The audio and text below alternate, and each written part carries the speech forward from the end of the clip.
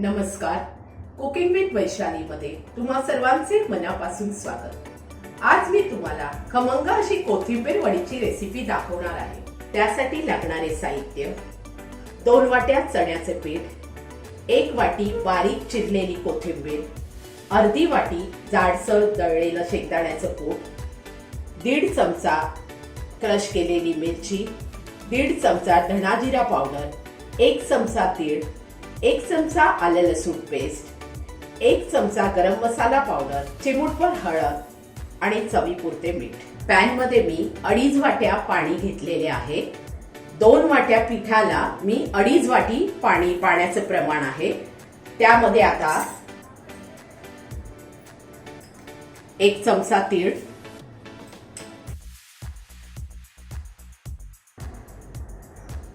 1.5 चमचा धना जिरा पावडर,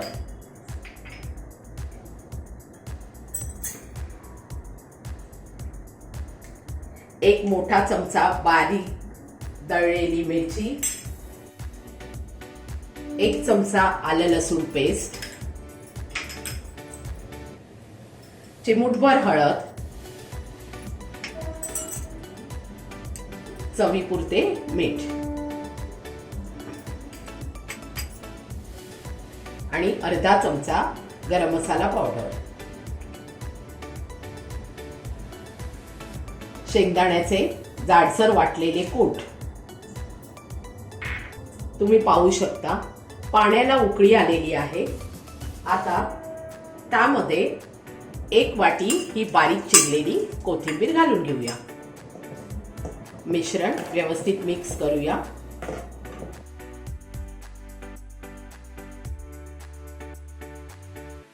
आणि आता हे 2 वाट्या बेसन ह्याच्यामध्ये मिक्स करूया.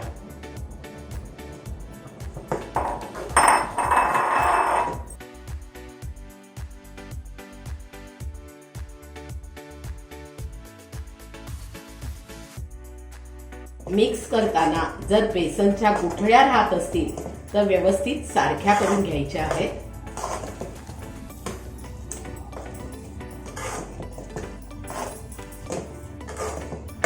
तुम्ही पाहू शकता मिश्रण छान एकजीव झालेले आहे. पिठाची कन्सिस्टन्सी बघून घ्या. अशा प्रकारे पिठाचा गोळा तयार झाला पाहिजे. आता हे मिश्रण आपण व्यवस्थित ताटामध्ये थापून घेऊया.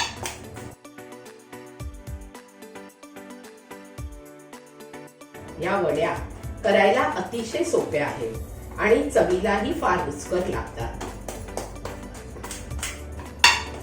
आता थोडा वेळ आपण हे थंड व्हायला ठेवूया.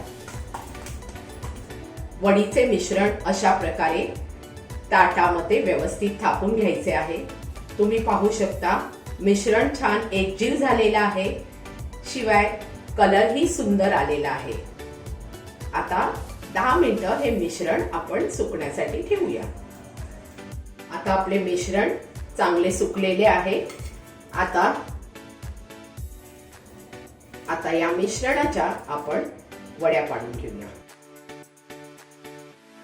तुम्ही पाहू शकता वड्या छान पडलेल्या आहेत आणि वड्या थापताना जास्त पातळ थापू नये. पाहू शकता वड्याची जाडी. इतक्या प्रमाणात वड्या थापून घ्याव्यात म्हणजे त्या आतून अशा छान नरम आणि वरून क्रिस्पी अशा ह्या वड्या होतात. आता ह्या वड्या आपण डीप फ्राय करून घेऊया. आपण शॅलो फ्राय ही करू शकतो पण मी इथे डीप फ्राय करणार आहे. आपल्या सगळ्या वड्या तळून झालेल्या आहेत. वडीच्या टेक्स्चरवरून तुम्हाला कळेल की ह्या वड्या छान कुरकुरीत झालेल्या आहेत.